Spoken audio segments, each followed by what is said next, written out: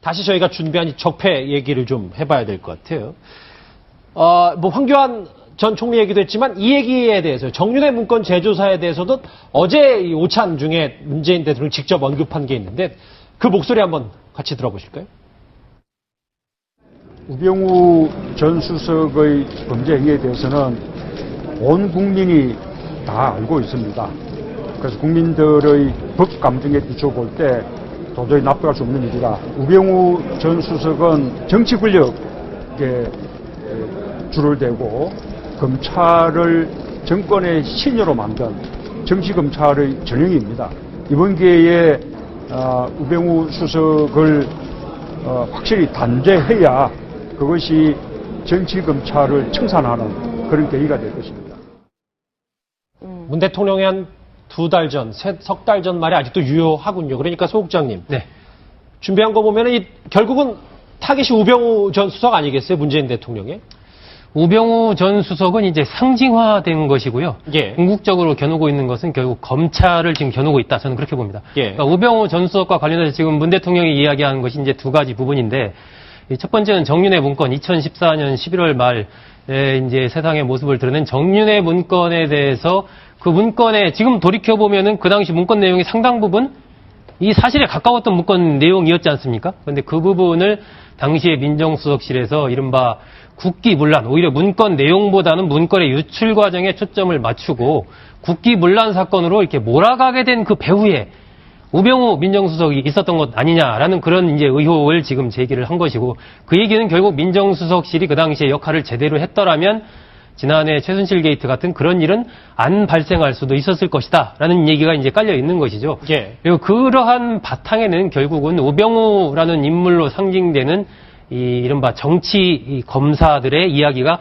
같이 이제 엮여 있는 겁니다. 그러니까 우 전 수석이 그렇게 됐을 때는 검찰 내의 어떤 그의 뜻을 같이 하는 검사들이 있었던 것이고, 그러니까 그러한 전반에 대해서 조사를 해서 좀 개혁을 해야 되지 않느냐라는 얘기를 문 대통령이 한 것이죠.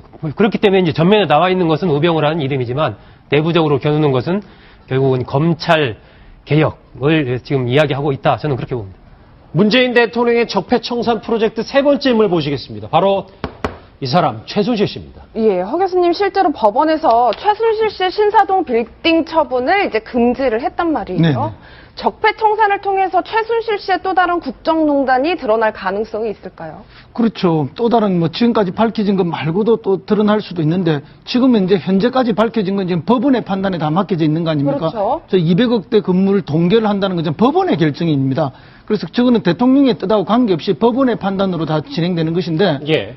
저게 이제 200억대를 하지만 작년부터 최순실 씨가 팔라고 내놨어요. 그래서 170억 정도는 안 팔려갖고 130억대까지 지금 가격이 내려가 있는 상태인데, 문의는 있지만 사겠다는 매수자가 나타나지 않는 상황이고, 실제 지금 이게 뇌물로 인정이 된다면, 뇌물죄가 성립이 된다면 뇌물 액수만큼 다 추징이 되기 때문에 지금 통째로 다 국고로 기속될 가능성이 많이 있습니다. 그러니까 아마 그 전에 이걸 처분하려고 최순실 씨도 그것을 예감하고 처분을 위해서 발부등을 쳤던 것 같은데, 실제 매수자들도 이런 이제 법적 권리의 문제가 발생하기 때문에 알아만 보고 전혀 이제 매수 의사를 밝히지는 않은 그런 상황인 것 같은데요. 사실은 이제 이 건 말고도 어쨌든 박근혜 대통령 출범을 전후해서 어쨌든 불법적인 정치를 통해서 생긴 어떤 국정농단과 관련해서 이득을 취한 것들이 있다면, 그것이 법원에 의해서 판단이 다 되어진다면 재산은 다 몰수가 가능하다. 그러나 과거에 30년, 40년 전에 있었던 것은 그렇죠. 그런 거는 불가능하죠.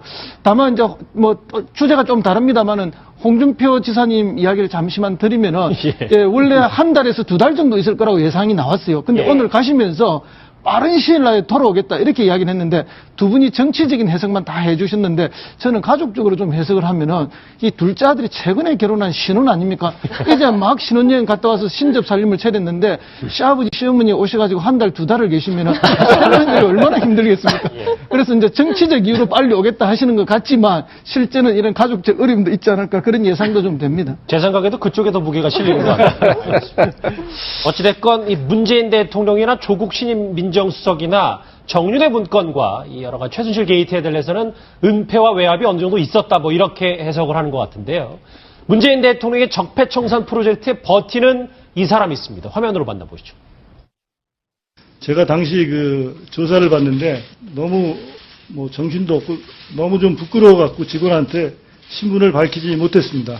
그러면 이 사고를 경험 삼아서 앞으로 청장 후보자께서 승진을 시켜야 될 경찰이나 또는 후배 경찰이 이런 음주 사고를 냈을 때 과연 청장님이 징계를 하고 해임을 하고 강동을 할 수가 있겠습니까?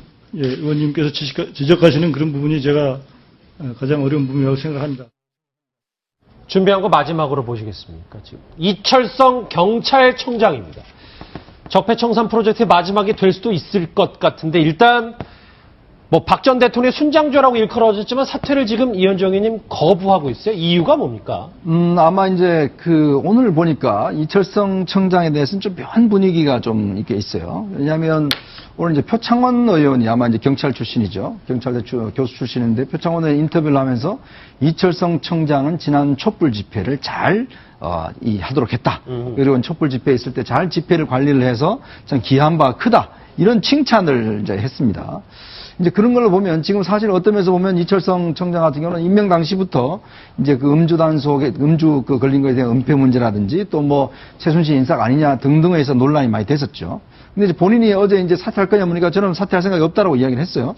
그리고 지금 뭐 여당 내에서도 이철성 청장에 대해서는 크게 뭐 이야기가 나오고 있지 않아요. 예. 이런 걸로 보면 조금의 어떤 분위기 변화가 있지 않는가. 그건 뭐냐면 아마 이철성 청장이 지난 촛불 집회에서 특히 이제 어떤 촛불 집회를 잘 또 뭐 허용을 했고 또 관리를 해왔다. 그리고 뭐 태극기 마찬가지고 이것에 대한 것들이 좀 여권 내부에서 좀 긍정적인 평가를 내리는 것이 아닌가라는 그런 기류도 좀 있습니다. 그런데 고 박사님 뭐 일각에서는 뭐 최순실 씨 입김이 들어갔다라는 얘기도 있었는데 어쨌든 이게 임기직이고 본인이 버티겠다고 하면 문재인 대통령 측 입장에서는 뭐 일부러 내보낼 수는 없는 거잖아요. 골치 아픈 일이죠. 근데 사람이 눈치가 있고 염치가 있어야 하는 겁니다.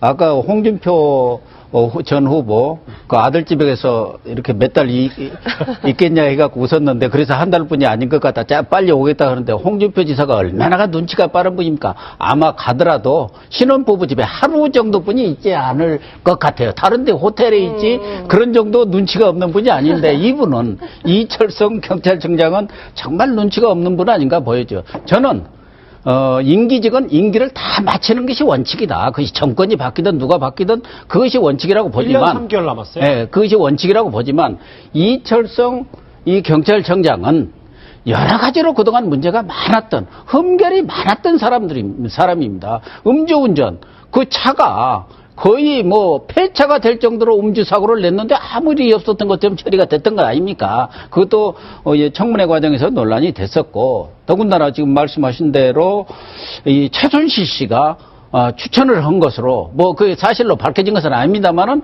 뭐 장시호 씨라든가 이 증언으로 봐서는 상당히 개연성이 높은 그런 사안이란 말이에요. 그렇다고 한다면은 이런저런 구설수의 고위직이라는 것은 본인의 잘못에 관계없이 구설이 오르고 그것이 국민적인 관심사가 되면은 거기에 응분 후 도덕적, 정치적, 어떤 행정적 책임을 지는 것이 고위직이 가져야 할 기본적인 자세라고 보는 겁니다.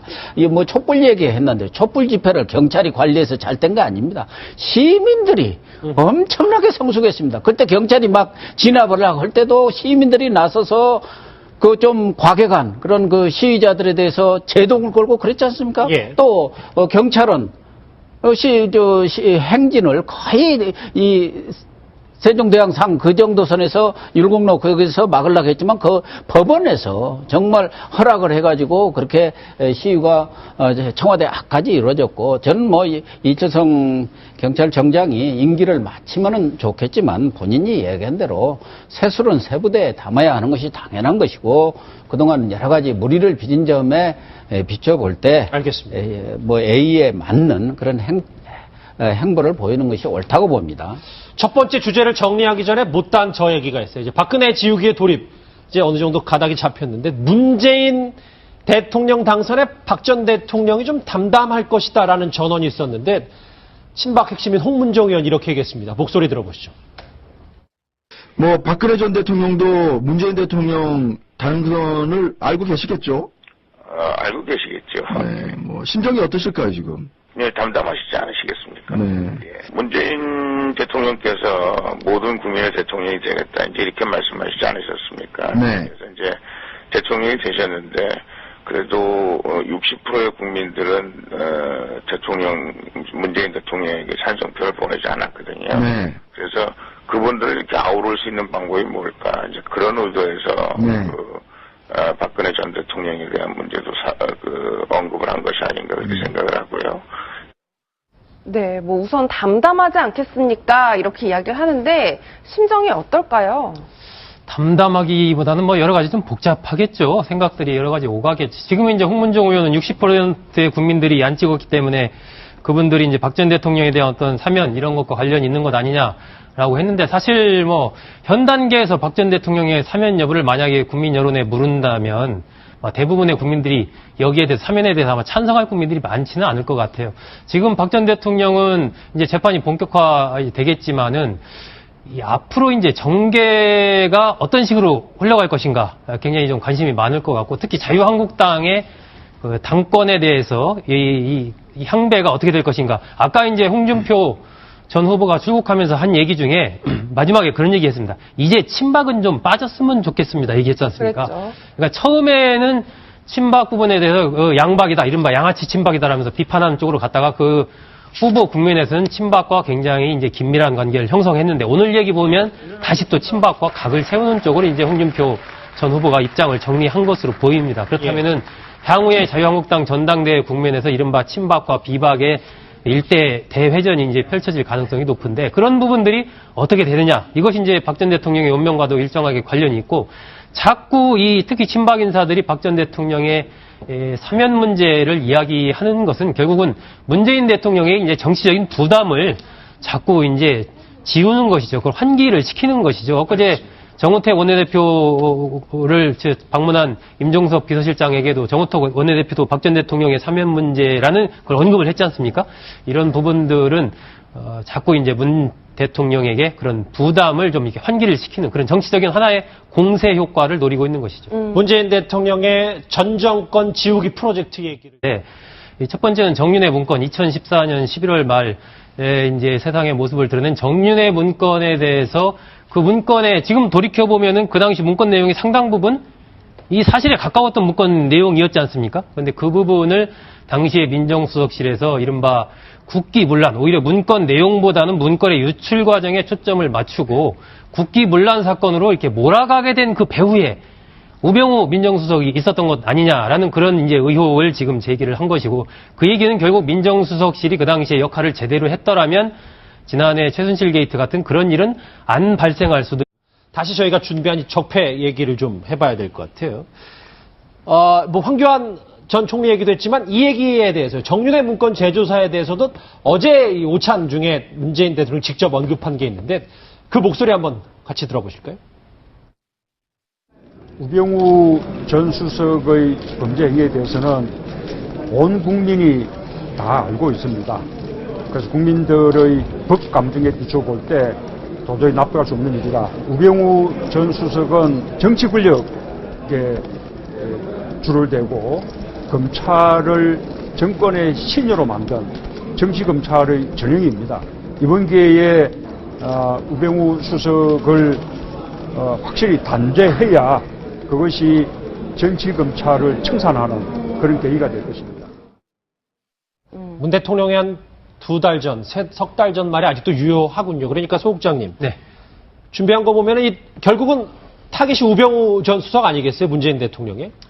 우병우 전 수석은 이제 상징화된 것이고요. 예. 궁극적으로 겨누고 있는 것은 결국 검찰을 지금 겨누고 있다. 저는 그렇게 봅니다. 예. 그러니까 우병우 전 수석과 관련해서 지금 문 대통령이 이야기하는 것이 이제 두 가지 부분인데 있었을 것이다라는 얘기가 이제 깔려 있는 것이죠. 예. 그리고 그러한 바탕에는 결국은 우병우라는 인물로 상징되는 이 이른바 정치 검사들의 이야기가 같이 이제 엮여 있는 겁니다. 그러니까 우 전 수석이 그렇게 됐을 때는 검찰 내의 어떤 그의 뜻을 같이 하는 검사들이 있었던 것이고, 그러니까 그러한 전반에 대해서 조사를 해서 좀 개혁을 해야 되지 않느냐라는 얘기를 문 대통령이 한 것이죠. 그렇기 때문에 이제 전면에 나와 있는 것은 우병우라는 이름이지만 내부적으로 겨누는 것은 결국은 검찰 개혁을 지금 이야기하고 있다. 저는 그렇게 봅니다. 문재인 대통령의 적폐 청산 프로젝트 세 번째 인물 보시겠습니다. 바로 이 사람 최순실 씨입니다. 예, 허 교수님 실제로 법원에서 최순실 씨의 신사동 빌딩 처분을 이제 금지를 했단 말이에요. 네네. 적폐청산을 통해서 최순실 씨의 또 다른 국정농단이 드러날 가능성이 있을까요? 그렇죠. 또 다른 뭐 지금까지 밝혀진 것 말고도 또 드러날 수도 있는데 지금은 이제 현재까지 밝혀진 건 지금 법원의 판단에 다 맡겨져 있는 거 아닙니까? 그렇죠. 저 200억대 건물을 동결을 한다는 것은 법원의 결정입니다. 그래서 저거는 대통령의 뜻하고 관계없이 법원의 판단으로 다 진행되는 것인데 예. 저게 이제 200억대를 하지만 작년부터 최순실 씨가 팔려고 내놨어요. 그래서 170억 정도 있는